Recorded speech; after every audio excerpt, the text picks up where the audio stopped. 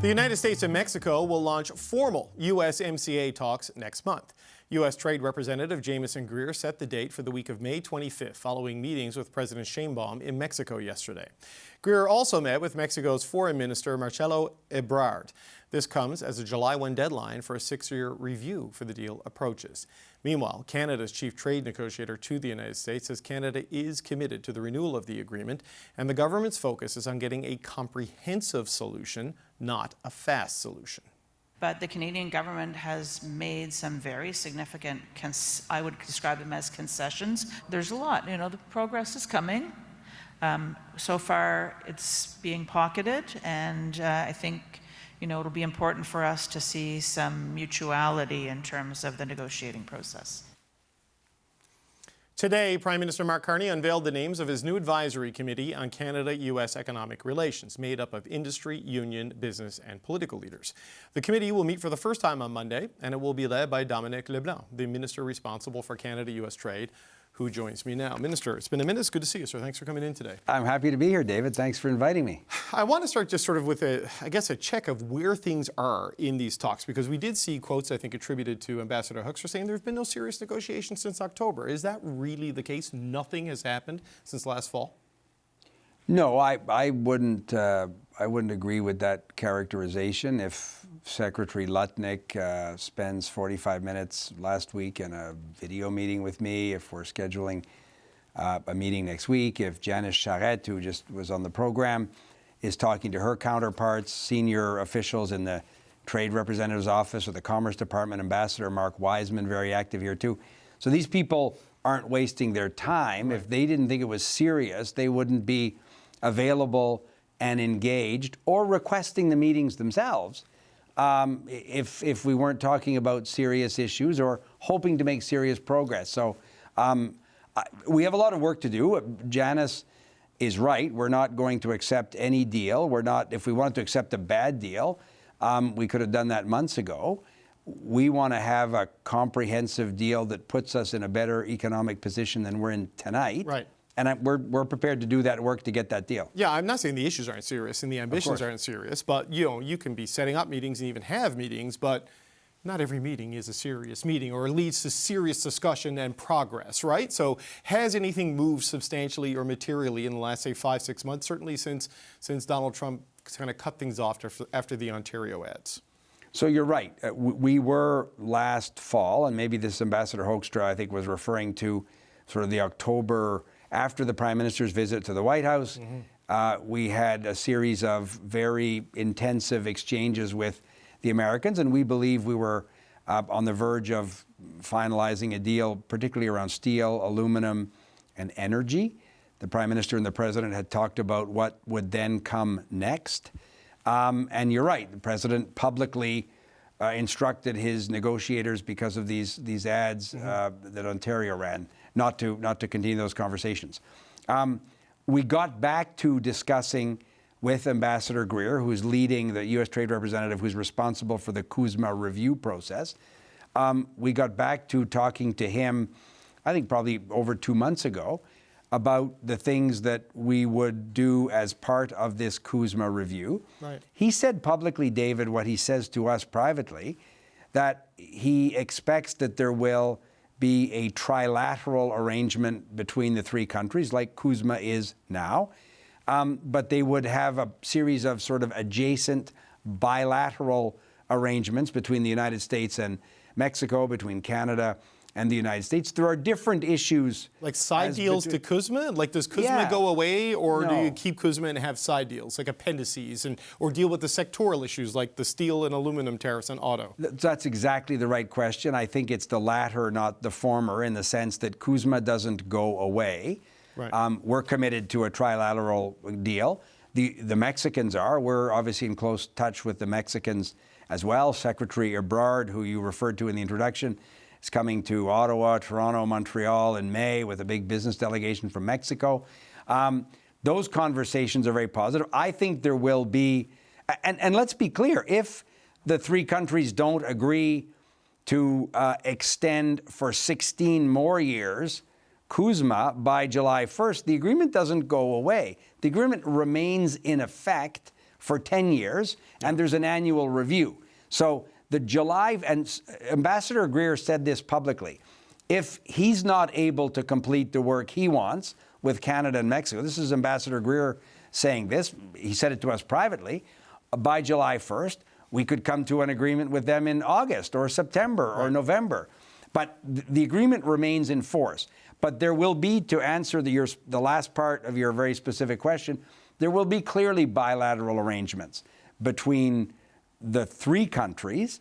The issues that the United States is working on with Mexico, in some cases, steel, automobiles, are similar to what the conversations we're having with them. But there are security issues, border issues. Transshipment issues with China, right? Rules of origin. Unique to Mexico that are different or not present in the relationship with Canada and the United States. So how should we view then the fact that, you know, there are formal negotiations scheduled between the United States and Mexico, but I don't believe there are, despite the conversations and the meetings you're having between Canada and the United States? Is it just because, I don't know, it's a less integrated economy, there's more those specific issues, or is it just the traction is not there or the priority is not there on this one? So the Americans were going to start somewhere. They've started those technical discussions with the Mexicans. They had a longer list and a different list of issues to discuss with the Mexicans, excuse me, than they do with Canada. Right. We fully expect to get to that stage as well. But we're going to get to that stage, David, when we're comfortable that the outline of a deal that's in Canada's interest is attainable. We're not going to sit at a negotiating table to get lists and lists of things, concessions that Canada is supposed to make. Yeah. Well, you've already made concessions on DST, retaliatory tariffs, that's right, fentanyl efforts, the border thing. But, you know, the tariffs mostly are a one-way thing right now, the Section 232 tariffs. Let's talk about that for a second. Sectoral tariffs. Yeah. You know, Jameson Greer told Mexico's auto and steel industries they should not expect the negotiation on CUSMA to remove President Trump's tariffs on those sectors. I know the Canadian goal is to get it all kind of dealt with, right, as one big collective thing. Jameson Greer seems to be drawing a distinction between CUSMA and the sectoral tariffs that the president has imposed with his executive authority. Is that your understanding of the way the U.S. wants to approach this, that you may not be able to get them to engage on steel and aluminum and other things in the broader CUSMA table talks? So we had them engaged on steel and aluminum in the fall. We were exchanging drafts of a potential term sheet that would have put us in a better position than we're in now. There would have been a very significant reduction in some of those tariffs. But you're right, the 232 tariffs they're not the ones the U.S. Supreme Court adjudicated upon. Nope. These are tariffs that they apply across the board to all of their trading partners. And President Trump has publicly, and Ambassador Greer has said privately, that those are different conversations around the 232 tariffs. In the conversations, they also tell us, David, that they're interested in partnerships with Canada on energy projects. They're interested in other things that the whole world is interested in what Canada has to offer. The Americans are as well. So we've said to them, and the Prime Minister has been very clear publicly and privately in any conversations we've had with the Americans, that our ability to make significant progress on the sectoral tariffs is essential for us to get to a conversation around the CUSMA review process. So how do you do that, though, if Jameson Greer, right, who is the U.S. trade representative, and, you know, that presumably means this is the person you talk to about the trade issues, is saying those are a separate conversation from this, you know, continental trade chat that we're going to have over the coming months. How do you even get progress on those existing tariffs while trying to preserve the larger trading arrangement? So the key thing is to preserve the larger trading arrangement. He has publicly said that he called it load-bearing walls, that CUSMA, his words, are load-bearing walls for the U.S. economy. They clearly are for Canada and Mexico as well. This is a review process. It's not a renegotiation. We're not going chapter by chapter. It's not 2016 all over again. Our conversations with Ambassador Greer and Janice Charette and Ambassador Wiseman, our ambassador in the United States, conversations identify issues that the U.S. Trade Representative, Jameson Greer, and his officials want to discuss as part of the CUSMA conversation. We're prepared and are having those conversations, whether he says it's a formal negotiation of a technical table. We'll get there. We'll get there when it's in Canada's interest to get there. But at the same time, the Americans are asking us on a whole bunch of sort of adjacent issues to be partners with them. It's a lot easier for us to do that if the integration in many sectors, which has happened over decades and has clearly been in the interest of the United States economy. If that's preserved. If that's preserved or strengthened. And the current 232 tariffs aren't exactly complementary to that exercise. So what is it, you say you'll get there when it's in Canada's interest. What's the tipping point? Like today seems like it would be in Canada's interest to start having a conversation on lifting sectoral tariffs. Like, is it a set of conditions? And we are is having it a those, we are having those conversations. But like what is the threshold where it's in Canada's interest to get there, as you say? Well, it's in Canada's interest to maintain the best trading relationship of any other partner the United States has. That is our current circumstance. So as we sit here tonight, David, Canada is in a better trading position than any other American trading partner. That is obviously something that's important to preserve in terms of our advantage. But the 232 sectoral tariffs are having significant impacts in sectors in the Canadian economy: softwood lumber, automobiles, steel, aluminum. You know those sectors. We talk about them a lot. They're also not in America's economic interest. We think the United States at one point will conclude that it puts inflationary pressure on a series of goods in the United States. And the supply chain integration with Canada and Mexico is such you can't unscramble the omelet. Oh. But the United States has to come to that conclusion themselves. When they do, good news, we're ready with a series of very specific offers that we think will incentivize that movement. Well, look, they keep scrambling eggs and breaking eggs every day. It was trade shock, oil shock, the Strait of Hormuz, Iran. Just as a quick final point on two quick things.